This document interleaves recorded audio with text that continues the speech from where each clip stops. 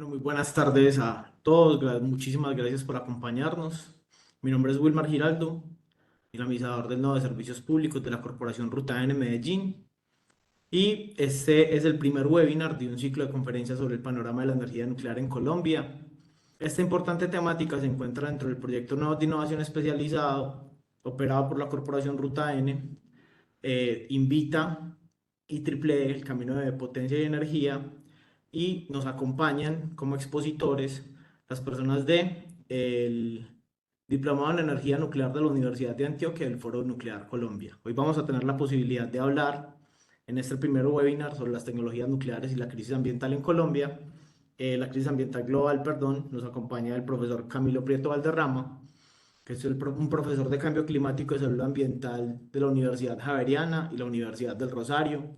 Es investigador del Grupo de Asuntos Nucleares del Servicio Geológico Colombiano, médico con magíster en Energía y Sostenibilidad y magíster en Filosofía, especialista en Derechos Humanos. Hace parte del Comité Asesor del Foro Nacional Ambiental y es vocero de la ONG Fundación Movimiento Ambientalista Colombiano. Los dejamos con el profesor Camilo Prieto. Profe, suyo el piso. Wilmar, muchas gracias por este espacio, a Ruta N, a la Alcaldía de Medellín y por supuesto a la organización IEEE. Eh, Creo que compartir estos escenarios es absolutamente indispensable, no solamente para que nos aproximemos a una mirada mucho más informada acerca de las tecnologías nucleares, sino para que podamos ir dando cada vez esta conversación con un mayor nivel de profundidad, con un diálogo mucho más estructurado en torno a todo lo relacionado con el poder de los átomos, el poder de los núcleos. Vamos a tener una serie de conferencias semanales, seguramente todas las personas que están conectadas en este momento, que además me sorprende positivamente que hayan tantas personas sumadas a este evento. Entonces vamos a estar compartiendo, va a ser una serie de charlas, diferentes temáticas. Hoy estamos concentrados en este tema, pero vamos a abordar muchos temas. Entonces les pedimos que ojalá las próximas semanas también tengan una excelente disciplina para que estemos súper pilos a esta hora y conectados para poder compartir y, como les decía al inicio de esa breve introducción, de dialogar, de tener un diálogo nuclear. Hay un asunto por el que quiero arrancar. Esta ponencia la quiero dividir en dos partes. Lo primero es sentando como unas herramientas, unos fundamentos, y después de esos fundamentos miremos cómo se aplican actualmente esos fundamentos. Pareciera un oxímoron hablar de tecnologías nucleares y ambiente y cuidado del ambiente, ¿no? Pareciera un imposible, pero espero demostrarles con lo que vamos a ver a continuación que no es así. Entonces, elementos fundamentales para poder llegar a la actualidad. Diciembre de 1898 se produce un descubrimiento que cambiaría para siempre la ciencia. El fenómeno de la reactividad y particularmente del radio por los esposos Curie. Y este fenómeno misterioso que aún nos sigue despertando la curiosidad de diferentes áreas de la ciencia y que todavía sigue buscando explicaciones para ciertos fenómenos cuánticos. Dentro de ese halo de misterio, empezó a generar no solamente la curiosidad de la ciencia, sino también de la mercadotecnia. Y lamentablemente las primeras aplicaciones de las tecnologías nucleares fueron un absoluto desastre. Colonias, jabones, agua de manantiales mezclada con radio, diferentes soluciones cosméticas, de hecho pinturas, ¿no? Había un grupo de mujeres como conocidas las mujeres del radio, porque se dedicaban a pintar ciertas lámparas y también a generar tinturas de determinados objetos que terminaban dando como cierta tonalidad verde. Y a veces especulo que ese tono verde se posicionó como el de la radio en inglés, ¿no? Radioactividad, en español radiactividad, y por eso supongo que puede ser que Homero Simpson salga con ese color verde de esa barra y no con el espectacular azul de la reacción de Cherenkov, que es ese momento espectacular de la física en el cual estas partículas logran viajar más rápido que la velocidad de la luz, lo cual es un fenómeno excepcional. Pero bueno, entonces retomo esta conversación y les digo, las primeras aplicaciones, insisto, fueron absolutamente desafortunadas. Y aquí quiero hacer una lateralidad para dejar algo presente. Y es que, como bien lo fijaría ya hace varios siglos, el alquimista Paracelso, el veneno lo hace la dosis. Cualquier sustancia, dependiendo de la concentración a la que se use, puede matar. Los medicamentos en sí vienen cuantificados en unas dosis que nos ayudan a sanar, pero que si se aumentaran esas dosis, perfectamente podrían operar como venenos. Durante el siglo XX, la ciencia se dio cuenta que el control de las actividades de los átomos, primero, conocimiento de esas actividades, y segundo, el control de esas actividades, nos podrían ayudar en muchos campos, en campo de la medicina y también, sin duda, en los estudios ambientales. Quiero también hacer una diferenciación en que estamos dando estas conversaciones y las próximas charlas enmarcados en dos principios claves, tres: átomos para la vida, átomos para la paz y átomos para el clima. Hay que hacer una diferenciación necesaria, técnica y ética entre lo que es la aplicación de la energía de los núcleos, de los átomos en general, para fines bélicos y para los otros fines que les acabo de mencionar. Y son dos conversaciones completamente diferentes. En los fines bélicos, el uranio es altamente enriquecido, 90% para arriba, y cuando hablo de enriquecimiento, eh, para quienes no están muy relacionados con ese tema, cuando uno habla de enriquecimiento, habla de una proporcionalidad entre uranio 238, que es la forma más abundante en la naturaleza, y el 235, que es el fisionable, es decir, que tenemos la capacidad de partir, ¿correcto? Entonces, ese es otro escenario, el bélico, y se utiliza ese alto contenido de uranio 235, número uno, y número dos, no hay control. De hecho, el éxito de esas reacciones destructivas, letales, demoledoras, es no controlar, sino dejar estimular esas reacciones. Entonces, insisto, estamos en un escenario completamente diferente.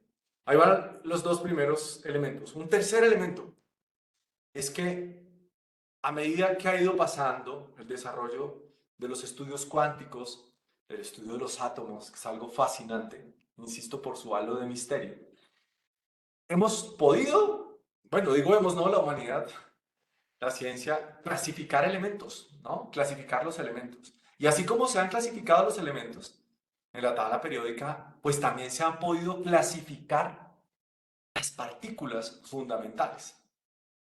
Es decir, ¿no? Ya se sabe que los átomos no están hechos solamente de electrones, de neutrones y protones, ¿no? Y esa imagen tal vez idealizada como la que les mostraba ahora, que definitivamente pues eso no es un átomo, pero por lo menos le ayuda a uno a imaginárselo. Entonces hemos conocido que hay algo más pequeño. Y ese algo más pequeño son las estructuras fundamentales. Y esto que ustedes están viendo acá es el planteamiento de un asunto conocido como el modelo estándar, o sea, ese modelo de las partículas fundamentales. Entonces, dentro de estas partículas hay familias que ustedes ven ahí por colores. Y no quiero desgastarlos con esto, pero sí con unos elementos necesarios. Número uno, que hay unas partículas de estas que pueden estar juntas y pueden armar estructuras un poco más grandes, como por ejemplo los quarks pueden armar protones, pueden armar neutrones. Hay otras de estas que no. Por ejemplo, dentro de las, si ustedes ven ahí dicen quarks y abajo dice otra familia que son los leptones, ¿no? Entonces, dentro de estos leptones, los electrones son otro grupo de partículas. Y si ustedes se dan cuenta, a su derecha hay otras completamente diferentes que obedecen a otro tipo de estadísticas. Se han sabido llamar bosones. Y los bosones tienen una cualidad. Mm, Nos ayudan como a que las otras partículas se comuniquen, a que los otros se comuniquen. Y esa comunicación entre esas otras partículas, ¿no? Entre los protones, entre los neutrones, generan unas fuerzas, las fuerzas más poderosas de la naturaleza. De hecho, cuando uno piensa en las fuerzas fundamentales, en las interacciones fundamentales, habla de la fuerza nuclear fuerte, de la fuerza nuclear débil y de la fuerza electromagnética. El conocimiento de esas fuerzas y el comportamiento de estas partículas es fundamental para lo que vamos a hablar a continuación. Cuando se rompe, por ejemplo, un átomo, es decir, se fisiona un átomo, se parte, aparte de los nuevos elementos que se crean, también salen partículas. Por ejemplo, en este caso ustedes ven ahí unos neutrones que están asociados. Ahí está el cesio y el ruido y ustedes ven ahí, ¡pum!, neutrones. Entonces, ojo con ese elemento. Entonces, cuando hay una ruptura en un átomo, aparecen otros que quedan por ahí suelticos. Y adicionalmente, las propiedades y el comportamiento de los átomos, particularmente de los núcleos, puede generar emisiones que denominaremos, por ejemplo, en este caso rayos gamma o emisiones gamma, que ya no van a ser neutrones los que salen ahí, sino van a ser fotones, otro tipo de partículas, ¿no? Los neutrones, acuérdense que hace un momento les decía, están armados por quarks. Los fotones son otro tipo de partículas, son bosones, que acuérdense que les decía que servían para que los otros elementos otras partículas puedan comunicarse. Bien, entonces hemos hablado de neutrones que salen de esas reacciones, pueden salir estos fotones a través de radiación gamma, ok, vayan teniendo eso ahí, por favor. Y resulta que la ciencia ha podido establecer que de esa actividad de los núcleos, ¿no? Y esas emisiones y esa radiación que se produce, pues hay dos características que puede tener bueno, muchas, pero les quiero mencionar dos. Una de esas características es que sea una radiación ionizante. ¿Qué es ionizante? Para efectos prácticos podemos entender que es una radiación que por un lado es capaz de modificar el ADN, es decir, es capaz de modificar nuestra genética, en general la genética. ¿Y por qué? Porque la energía que tiene es capaz de mover algunos electrones que cambian la estructura de las moléculas. Entonces a eso se les sabe llamar radiación ionizante. ¿Bien? Entonces, de esas, insisto, interacciones y comportamiento de los núcleos salen rayos, emisiones. Entonces, por ejemplo, podemos tener rayos alfa o emisiones, partículas alfa, que esencialmente es como si fueran núcleos de helio, o sea, dos protones, dos neutrones. Tenemos emisiones beta. Tenemos también radiación gamma, que como les explicaba, hace parte, pues está constituida principalmente de fotones y también podemos tener emisiones de neutrones. Entonces sabemos también que la capacidad de penetración de estas emisiones cambia. Miren, por ejemplo, papel, plástico, plomo, agua, concreto. Entonces, teniendo en cuenta esas propiedades, ¿qué ha hecho la ciencia? Oiga, si yo puedo controlar esa radiación, ¿será que me sirve para algo? Número uno de las preguntas que se ha hecho la ciencia. Y la otra pregunta es, si yo puedo controlar esto y además sé que hay ciertas barreras que me pueden frenar esa respuesta, ¿será que me sirve para algo? Y la respuesta es que definitivamente sí. Y hay otro elemento que se suma a estas preguntas que se ha hecho la ciencia. Dice, oiga, bueno, ya sé que esto me genera unas radiaciones que pueden cambiar el ADN, sí, ya sé que hay unas barreras que pueden respetar esa radiación, sí. Y otra cosa que se dio cuenta la ciencia es que el comportamiento de los átomos y su cambio en el tiempo, porque los isótopos, ¿no? Los isótopos de los átomos, digamos, son como familiares de los mismos átomos, sino que son un poquito más gorditos. Por ejemplo, el carbono puede tener isótopos, es decir, que tiene más neutrones en su núcleo. Entonces es un átomo de carbono, pero es un poquito más robusto, ¿no? Y la ciencia se dio cuenta que hay algo fascinante. Los átomos, los isótopos dejan algo que se llama huella isotópica. Así como los seres humanos, pues uno se mira la huella, ¿no? Si todos miráramos la huella ahorita y todos los comparáramos ahí en las cámaras, diríamos, son como parecidas. Pero cuando uno la mira al detalle, las huellas son distintas. Entonces la huella isotópica nos puede permitir diferenciar tipos de carbono. Entonces ustedes se han puesto a pensar a veces, oiga, ¿cómo hacen para saber que el metano es de origen fósil, que es de origen vegetal? ¿Cómo hacen para saber eso? Bueno, pues a través de la huella isotópica. Entonces ahora les voy a pedir el favor que por un momento sumemos todos estos elementos, ¿no? Ahí ya tenemos varios elementos de los comportamientos de los átomos. Y ahora los quiero invitar a que pensemos cómo podemos usar todo eso que les acabo de decir en pro del cuidado del planeta. Para poder tener esta conversación, que hablé con varias personas que ahora están conectadas y me dijeron, bueno, ¿de qué vamos a hablar hoy? De cómo los reactores nucleares y la energía nuclear es baja en emisiones de CO2, ¿verdad? Algunos me decían, ay, podemos hablar un poco de por qué ahora la energía nuclear es considerada una energía verde en Europa. Entonces les decía, sí, es un tema interesante, claro, pero les aclaro que no es el protagonista. No es el protagonista. Y en este momento me gustaría como descarbonizar la conversación y que ampliemos la mirada. Porque usualmente cuando se dan las conversaciones sobre crisis ambiental global, inmediatamente esta es la imagen que todo el mundo se le viene a la cabeza, el CO2. Y entonces pensamos solo en cambio climático. Y la invitación que les hago, la reitero, la subrayo, es descarbonicemos la conversación y ampliemos el horizonte de esta interacción. Quiero que no hablemos solamente de cambio climático, sino que hablemos de crisis ambiental global, que es un asunto distinto. Y voy a explicárselos con una analogía. Antes de entrar a explicarte la crisis ambiental global. Cuando cualquiera de nosotros va al médico, o por ejemplo tengo la oportunidad de ver un paciente, y vamos a suponer que es un paciente que no habla. Es más, pensemos en un niño, en un bebé. Siempre he pensado que los pediatras son unos magos. Pediatra que hace, toma los signos vitales, pues el bebé no le puede explicar qué es lo que está sintiendo, pero toma los signos vitales, o de una persona que esté inconsciente o en coma. Frecuencia cardíaca, temperatura, cómo está la respiración, cómo está la saturación, cómo son el ritmo cardíaco, cómo es el electrocardiograma. Todos esos son signos, ¿no es cierto? Signos que puedo monitorizar. Pues lo mismo quiero contarles que se puede hacer con el sistema climático y con diferentes variables geofísicas. Y ya desde hace un par de décadas, casi 2 décadas, la ciencia se dio cuenta que el planeta tiene unos signos vitales. Y esos signos vitales se han sabido llamar los límites planetarios, que son independientes, su existencia o no, de la presencia o ausencia de los seres humanos. Y esto es un concepto que ha sido revolucionario en la climatología, porque hasta hace más de 2 décadas, antes del siglo pasado, siempre se pensaba en la relación del ser humano todo el tiempo, lo que estaba haciendo y todo midiéndolo en referencia al ser humano.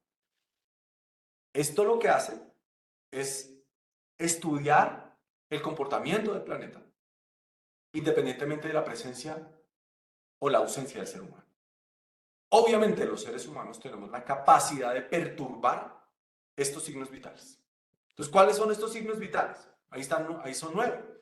Cambio climático, que es el del que la mayoría de la gente habla. Integridad de la biosfera, que fundamentalmente hace referencia a la preservación de las especies, de la biodiversidad. Cambios en el uso del suelo, el uso del agua fresca. Cuando hablamos de los flujos bioquímicos, fundamentalmente se está hablando de los flujos de nitrógeno y fósforo. Otro de ellos, acidificación de los océanos. Otro de ellos tiene que ver con la carga de aerosoles que generamos mediante las emisiones, por ejemplo, de la combustión de fósiles. Este es uno súper complicado, de hecho todavía no se ha podido cuantificar. Ese es el uno que está relacionado, ese sí, esa es como la excepción yo creo. Hay 2 excepciones que ya se las menciono. Ese sí está relacionado con actividades humanas. Mm, lo otro es la estabilidad de la capa de ozono, que afortunadamente en este momento, pues gracias al protocolo de Montreal, se ha logrado estabilizar ese daño. Y otro que tiene que ver con actividades humanas, que es la otra excepción, que son las 2 únicas excepciones de esos signos vitales que les mencionaba, son las nuevas entidades. ¿Qué son nuevas entidades? Microplásticos, por ejemplo, y las miles de sustancias que los seres humanos hemos creado y que no existían antes de la presencia de nuestra especie, incluso antes de 2 siglos. Las sustancias han sido inventadas en los 2 últimos siglos. Esto gracias a los procesos de refinamiento del petróleo y el perfeccionamiento de las técnicas de la química industrial. De tal suerte que uno dice, bueno, listo, acá tengo estos signos vitales, que insisto, hay 2 que son excepción, las nuevas entidades y las cargas de aerosoles, que están relacionadas con las actividades humanas. Pero entonces, ¿cómo hago para tomar el pulso? Seguramente si yo les preguntara de todos estos, el más popular y el más conocido es el cambio climático. Y todos sabemos, sí, claro, se mide el CO2, entonces uno puede medir la concentración de partículas por millón. Yo creo que ese, listo, la mayoría se lo sabe.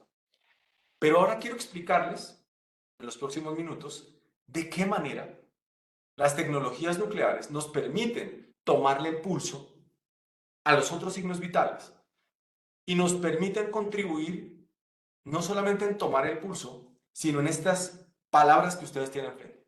Digamos que tomar el pulso sería la monitorización, número 1. También las tecnologías nucleares nos permiten aportar en la mitigación, es decir, reducción de todas las embarradas que estamos haciendo, de todo el daño que estamos generando. Y el tercer elemento, las tecnologías nucleares también nos ayudan a adaptarnos al nuevo mundo que hemos creado. Porque hemos llegado al punto en el cual hemos perturbado el sistema del clima de tal manera que, fíjense, ay, perdón, hemos sobrepasado varios de estos límites planetarios. Por ejemplo, el más reciente que se pudo cuantificar que sobrepasamos, el de nuevas entidades, ya les voy a explicar un poco más a fondo sobre esto, también está rebasado el límite de seguridad del cambio climático. El de la integridad de la biosfera también.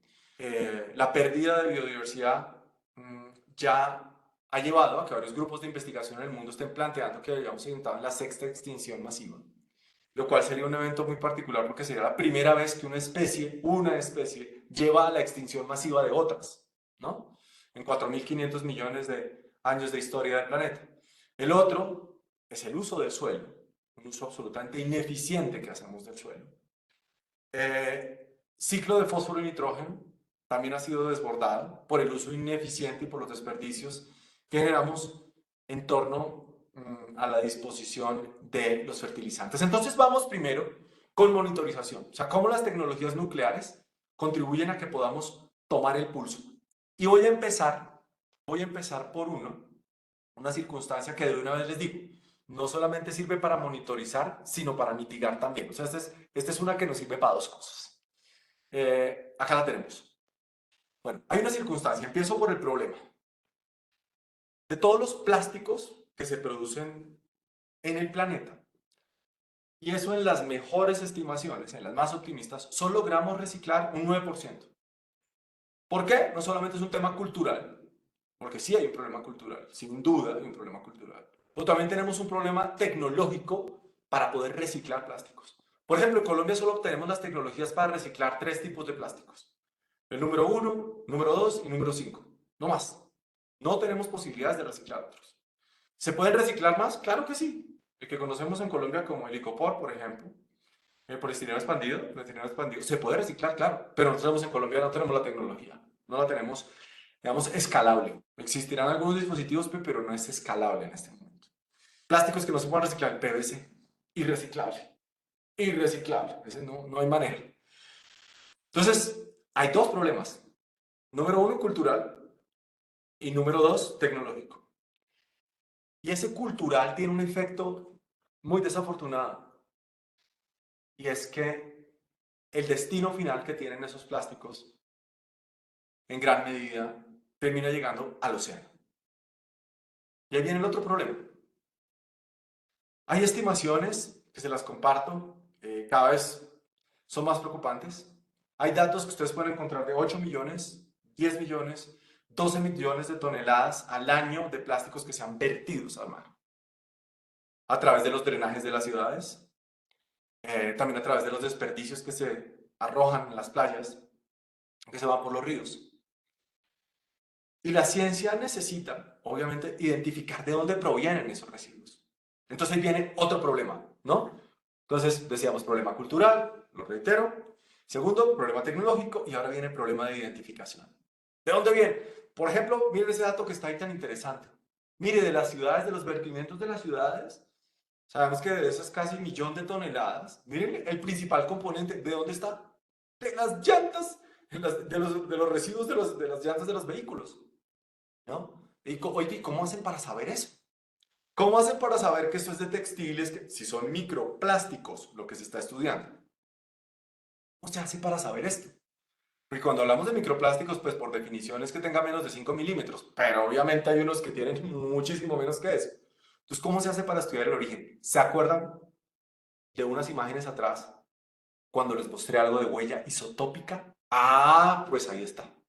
La huella isotópica me permite saber qué tipo de microplásticos y en qué concentraciones están presentes.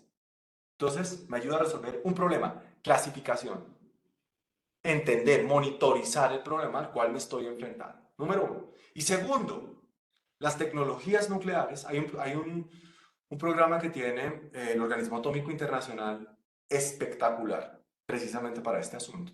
Y se han venido desarrollando tecnologías, fundamentalmente de radiación gamma, ¿se acuerdan? Cuando hablamos de que pueden salir de los núcleos esas emisiones de fotones de alta energía. Pues la radiación gamma puede acelerar los procesos de reciclaje químico. Y lo que ha ido mostrando la evidencia es que el uso de estas tecnologías nucleares hace que sean más eficientes en términos de tiempo y de inversión de energía. Entonces, por eso les dije que esta primera tecnología lo mencionaba porque nos ayuda a monitorizar a través de entender la clasificación mediante la huella isotópica y además nos ayuda a mitigar el daño. ¿Por qué? Porque nos ayuda a ser más eficientes a la hora de reciclar. Bien, ahora vamos a una técnica particular de monitorización. Recuerden que uno de esos signos vitales que les mencioné es la acidificación del océano. El océano es el gran sumidero de carbono del planeta Tierra. Las estimaciones nos dicen que alrededor de entre un 25 y un 30% de las emisiones de gas de efecto invernadero que hemos generado los seres humanos desde la revolución industrial han sido absorbidas por el océano. Y cerca del 90% de la energía térmica ha sido contenida por el océano. Pues bien, esa captura del océano, esa captura del CO2 por parte del océano ha ido cambiando su pH y ha hecho que se vuelva más ácido. Si comparamos los valores frente al periodo de la revolución industrial, preindustrial, estamos un 30% más ácidos. Y eso que ha llevado, obviamente, cambios en la vida marina. Y cambios que van a llevar, y ya lo están haciendo, a que se cambien las estructuras de los esqueletos de muchas criaturas marinas, de microorganismos marinos, e incluso de animales marinos. ¿Por qué? Porque se cambia la disponibilidad. Esto es un mecanismo fascinante, tan fascinante como preocupante. La disponibilidad de carbonato de calcio al cambiarse ese pH. ¿Y cómo podemos monitorizar? Precisamente también con huellas isotópicas. Y aquí no solamente con el empleo del carbono 14, por ejemplo, sino de muchos otros tipos de huellas, podemos empezar a medir qué es lo que está pasando y cómo va evolucionando la acidificación del océano. Ahora bien, yo les mencionaba también el límite planetario de los vertimientos de nitrógeno y fósforo. Y un gran problema que tiene la humanidad es cómo ser más eficiente en el uso del nitrógeno. Bueno, dos problemas con los fertilizantes, ¿no? ¿Cómo hacer para desacoplarlos de los fósiles? No hay manera en este momento. Escalable, financieramente viable. Claro, existen abonos orgánicos, sí, es cierto. Pero a escala industrial todavía no tenemos una estrategia para poder desacoplar la producción de la urea de los combustibles fósiles. Entonces, ¿qué necesitamos? Ser mucho más eficientes, aplicar de mejor manera los abonos y mediante el seguimiento y el estudio del nitrógeno 15, o sea, un isótopo del nitrógeno, puede uno llegar a establecer qué tanto se está fugando, qué tanto se está escapando y qué tan eficiente están haciéndose la aplicación de los fertilizantes. Huellas también que se pueden estudiar, por ejemplo en Colombia, muy necesaria en términos de aguas, del estudio.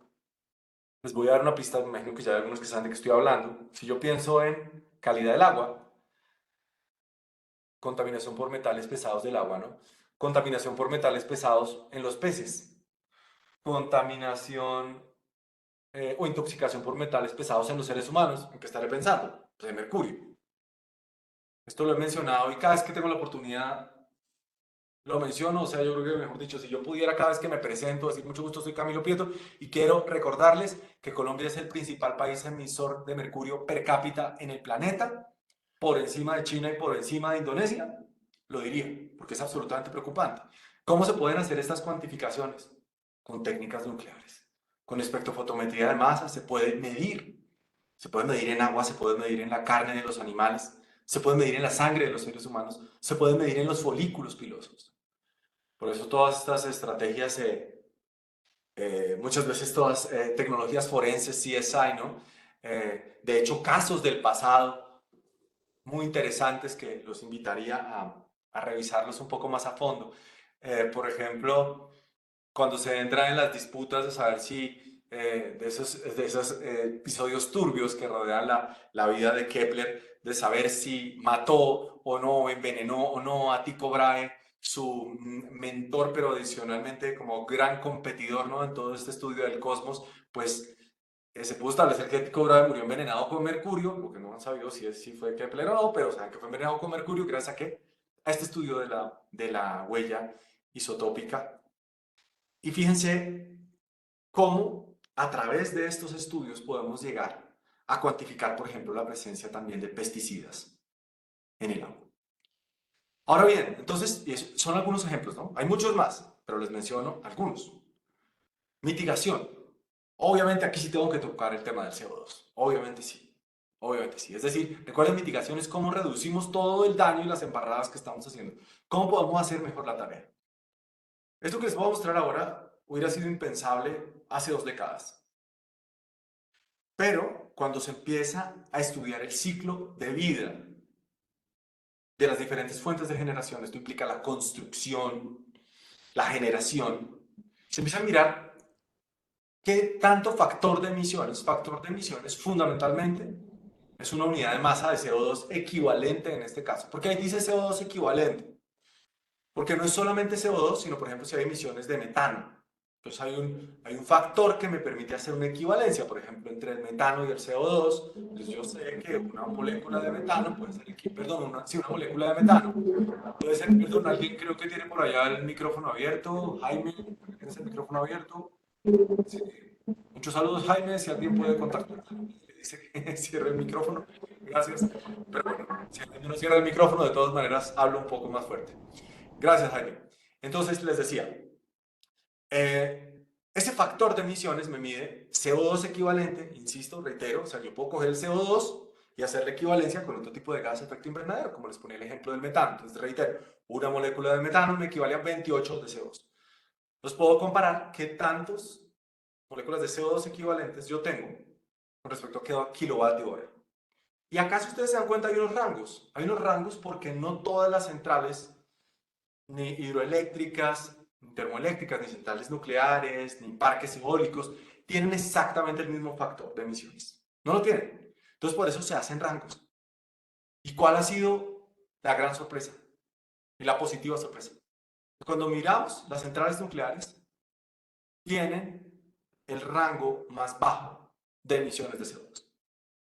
Y estos argumentos sirvieron para que cuando en Bruselas se diera la discusión sobre la nueva taxonomía, sobre la nueva clasificación de la energía, muchos países votaron a favor de que la energía nuclear fuera clasificada. Bueno, eso de energía verde sí me parece que es un nombre más comercial que otra cosa, como varios de ustedes he compartido esa idea que energías limpias, energías verdes, pues todas las energías, todas las fuentes de generación tienen impacto ambiental, número uno, y número dos, que sean cero emisiones, pues no, eso no es posible, ni que no generen impacto, ni que tampoco dejen cero emisiones es posible, eso es termodinámicamente imposible, pero sí podemos hablar de tecnologías de bajas emisiones.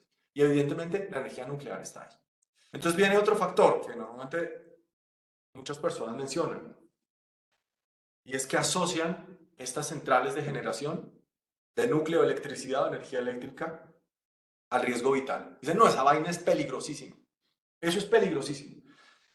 Y yo quiero invitarlos a que pensemos en qué es el peligrosísimo y lo cuantifiquemos mediante un indicador. Hay un indicador que es supremamente interesante que lo planteó este científico que lo tienen abajo, Sobacol, que tiene varios estudios al respecto y ya probablemente hay muchos otros más.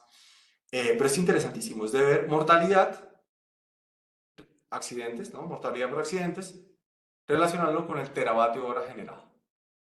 Y miren dónde está la nuclear.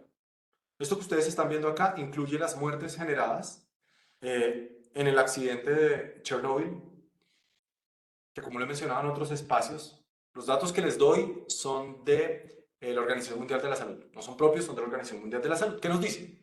Chernobyl hubo 50 muertes directas y se proyecta que desde el accidente a futuro se van a producir 4.000 muertes.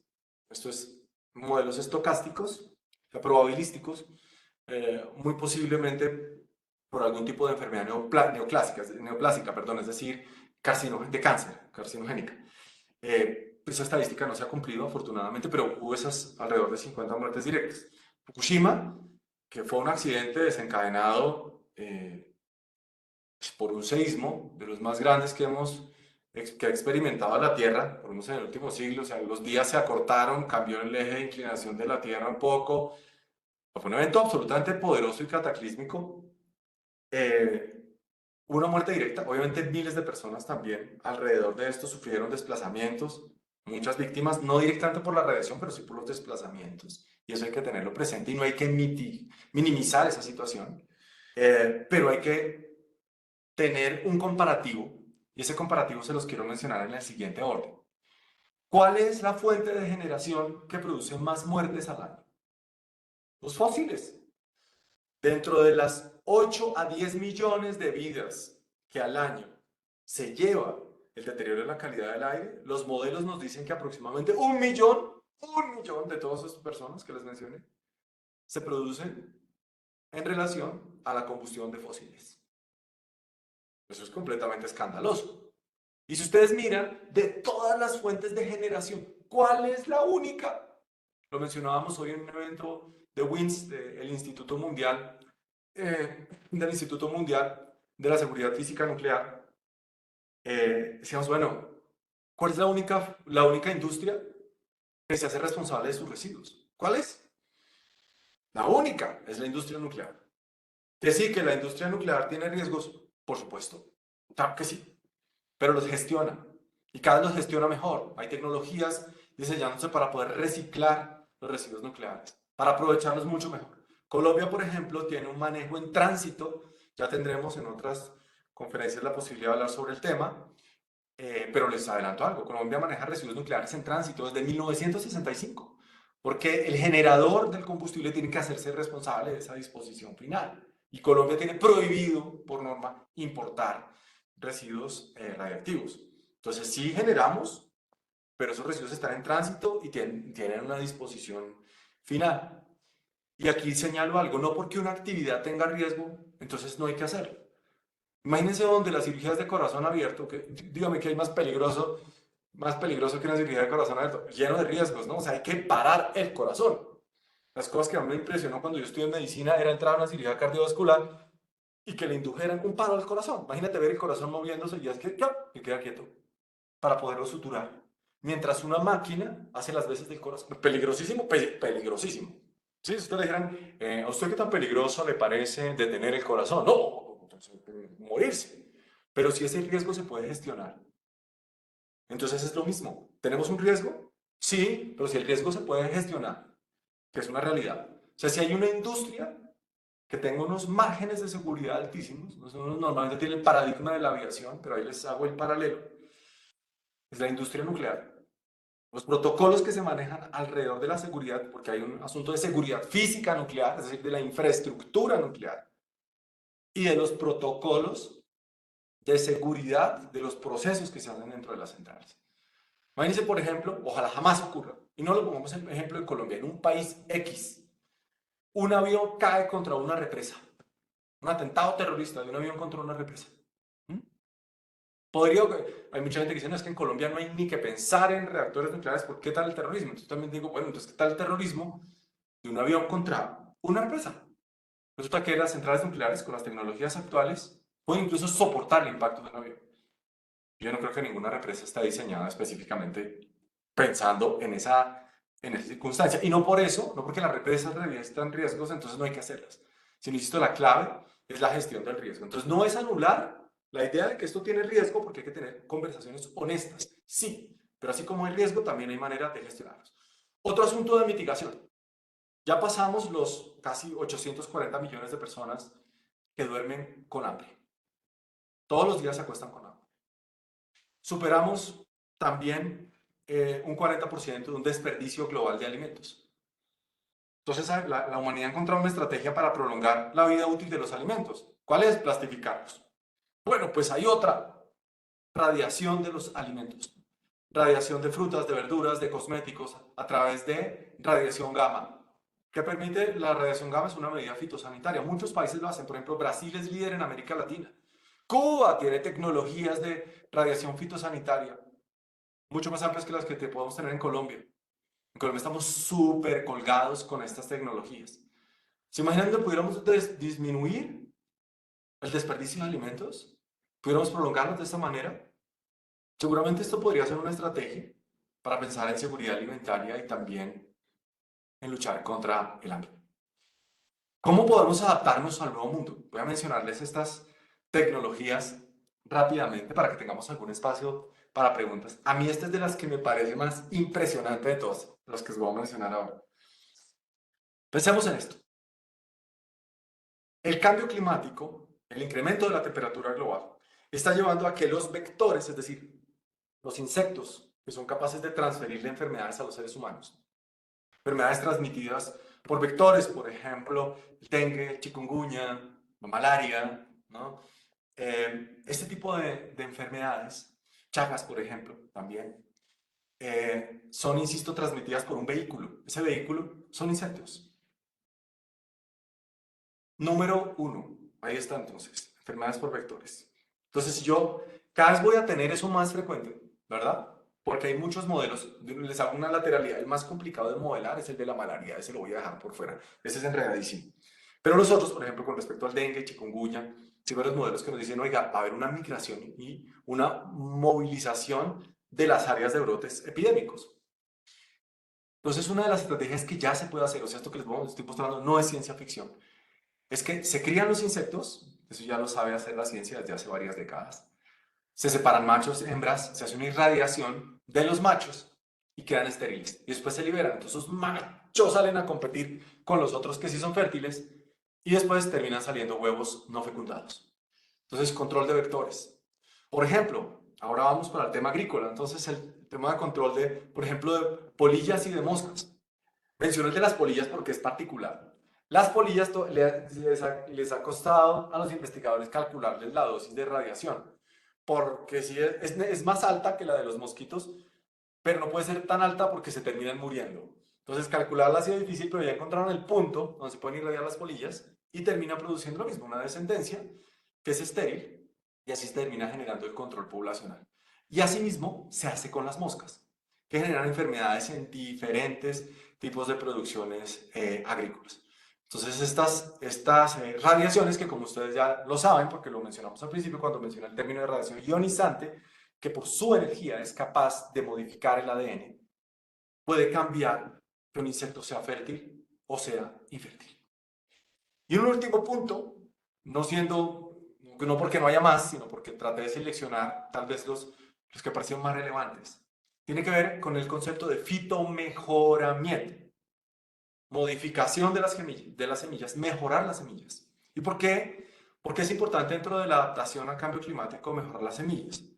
¿Qué nos dicen los modelos? Vamos a tener cambios en las precipitaciones y en las sequías, eso ya lo sabemos. Y eso va a tener cambios sobre la producción agrícola. Y ahora, cuando estos cambios con ocasión de cambio climático, ¿no? Se producen sumados, porque ya hay interposiciones, por ejemplo, en Costa Rica han estado estudiando esto de cómo la interposición, por ejemplo, entre fenómeno del niño y niña, que no son cambio climático, sino variabilidad climática. Entonces, esa interposición con los efectos en sí del cambio climático pueden tener unos efectos muy negativos sobre la producción agrícola. Entonces, ¿qué necesitamos? Semillas que sean más resistentes a las sequías, semillas que también sean resistentes, ciertamente resistentes a algunas plagas. Y esto sumado a las tecnologías de transgénesis nos pueden ayudar a incrementar el contenido nutricional de las semillas en el futuro. ¿Por qué esto va a ser importante? Porque asimismo también los modelos nos dicen que a medida que se incrementa el CO2, que opera como un fertilizante, ¿no? Mucha gente dice, ay, pero ¿qué les preocupa en el sector agrícola si el CO2 ha aumentado la densidad arbórea en muchas regiones y es pareciera ser un fertilizante? Pues sí, pero es que no es solo eso, es también el incremento de la temperatura, ¿no? Y los modelos nos dicen que vamos a tener seguramente, les pongo el ejemplo en la soja, en el maíz y en el trigo, variaciones en la concentración del hierro, del zinc y también de las proteínas. Por tanto, si ustedes se dan cuenta, estamos ante unas posibilidades tecnológicas muy importantes que, fíjense que no tienen que ver específicamente ni con las aplicaciones en medicina. Yo no les hablé de radioisótopos para su uso en diagnóstico temprano del cáncer, ni en diagnóstico temprano de enfermedades cardiovasculares.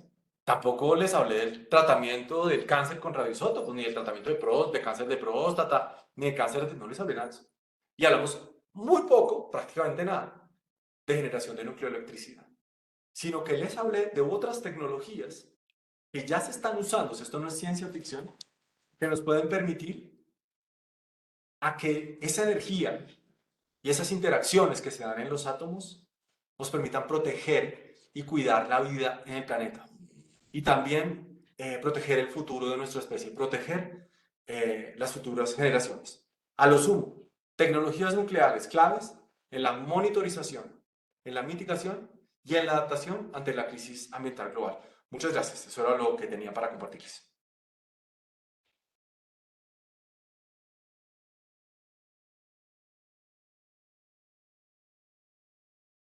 Profe, tenemos una pregunta. Si le parece, se la pregunto por acá y usted nos va dando la respuesta. Claro que sí, sí, porque acá no sé dónde están. Sí, dale, profe, tranquilo.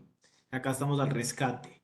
La primera es, ¿qué recomienda el doctor Camilo para poner estas tecnologías en uso para las comunidades en Colombia?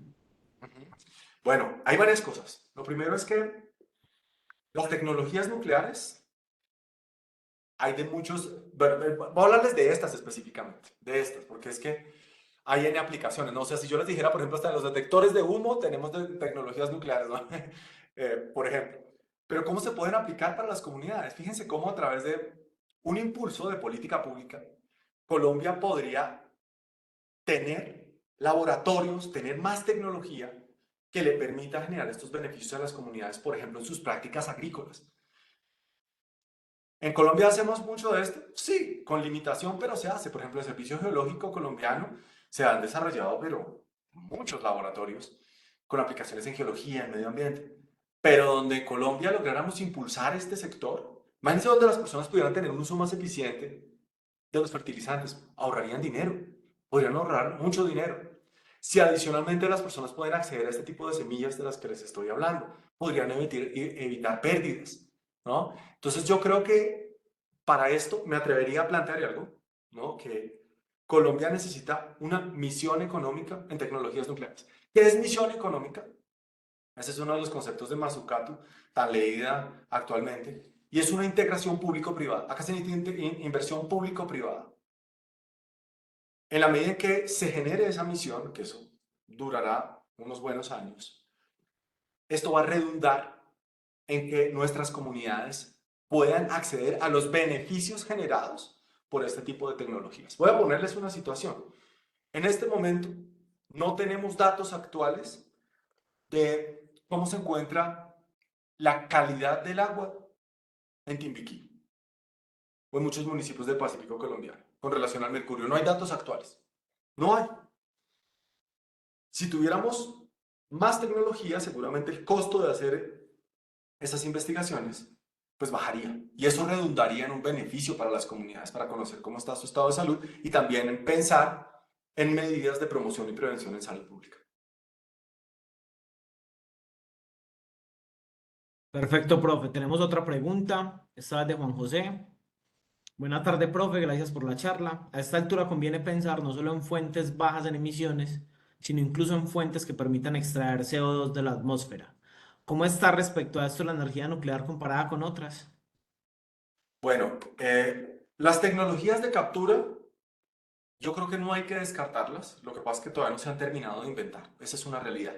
En este momento, cuando uno hace la comparación de la eficiencia energética de estas tecnologías de captura, se da cuenta que terminan consumiendo altísima cantidad también de energía, terminan generando CO2.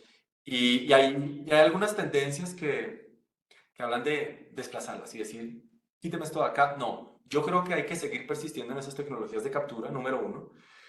Número dos, las tecnologías nucleares de nucleoelectricidad han ido evolucionando a tal punto que, por ejemplo, les voy a mencionar algunas circunstancias. Los reactores de cuarta generación y varias tecnologías de centrales grandes van a permitir reciclar los residuos. Entonces, si yo reciclo el residuo o lo aprovecho más, mi huella de CO2 va a bajar porque la producción de las pastillas de uranio ya no va a ser la misma inversión de CO2 por cada kilovatio hora. Entonces, la tendencia va a ser, en la medida en que se haga un uso más eficiente del uranio, por ejemplo, se haga un mejor aprovechamiento del combustible, esa huella del CO2 cada vez va a ser menor, lo cual, pues, yo creo que despierta un optimismo interesante. Ahora, también hay que tener un diferencial, por ejemplo, en el caso de Colombia, uno podría pensar, yo imagino que en charlas posteriores lo hablaremos, pero les dejo ahí como les dejo ahí ¿cómo se llama esto? El inicio, y es lo siguiente. Si estamos pensando en zonas no interconectadas, que además son las de menor sismicidad en el país, si pensamos en el oriente, o sea, hacia el macizo guyanés, perfectamente podríamos tener a futuros reactores modulares. Y va a ser mucho mejor que para generar energía eléctrica en Leticia y en muchas ciudades del oriente del país, se deje de quemar diésel, que además es el combustible fósil líquido que recibe más subsidios de todos, pero además es el que más contamina. Se deje de quemar diésel y empecemos a usar este tipo de tecnologías, que además generan energía en firme, ¿no? Es decir, están funcionando incluso más del 90% del tiempo durante todo el año, están generando energía, a diferencia de las otras tecnologías. Profe, vamos con la siguiente, que está relacionada con residuos. ¿Cómo se realiza el manejo y gestión adecuada de los residuos nucleares? ¿Cómo se hace en Colombia? Hay otras dos, profe, si quieres se las digo ya para que cerremos con estas y alcancemos a cerrar la clase a tiempo. Listo, está bien.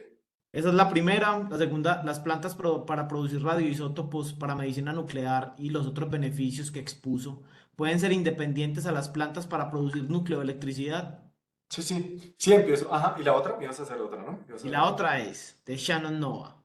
En el laboratorio de mi universidad contamos con un espectrofotómetro de absorción atómica y UV. BIS. Sin embargo, no podemos usarlos con mucha frecuencia debido a que los reactivos son escasos y costosos. ¿Cuáles son Sí. los costos operacionales de la implementación de sus propuestas y cómo financiarlo? Sí, entonces, bueno, voy a hacer un resumen como de todas, ¿no? Les aclaro que varias de las cosas que ustedes están preguntando las vamos a ver en las charlas, entonces no se las pierdan porque van a estar buenísimas. Pero vamos a ir aclarando varias cosas. Número uno, sí, los reactores de alta potencia y los reactores de nucleoelectricidad son distintos a los reactores para producir radiofármacos. Eso es otra cosa. Son tecnologías distintas. Es decir, un reactor modular no me sirve para producir isótopos médicos. Tener reactores específicamente para tal fin. Eso es lo primero que aclaro.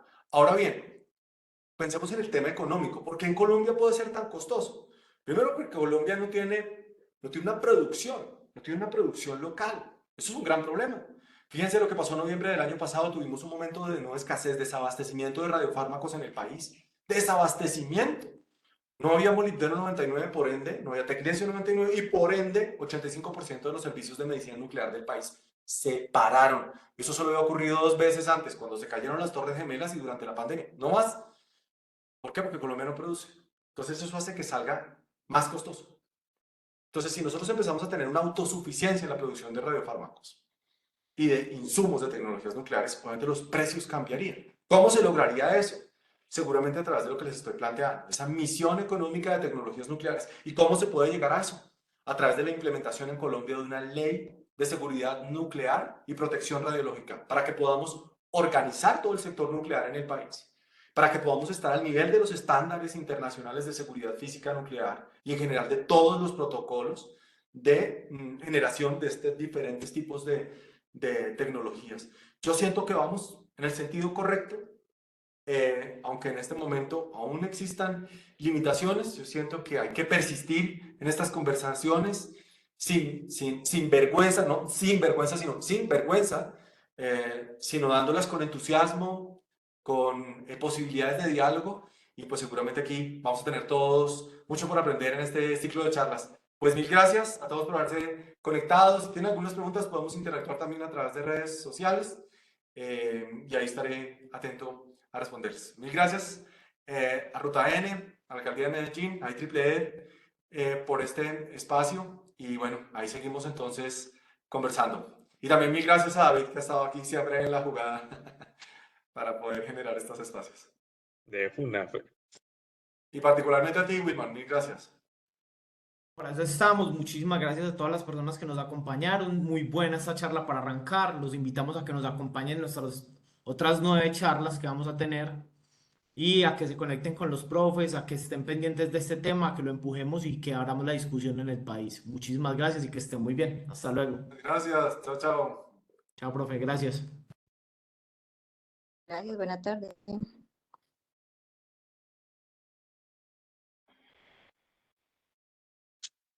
Muchas gracias.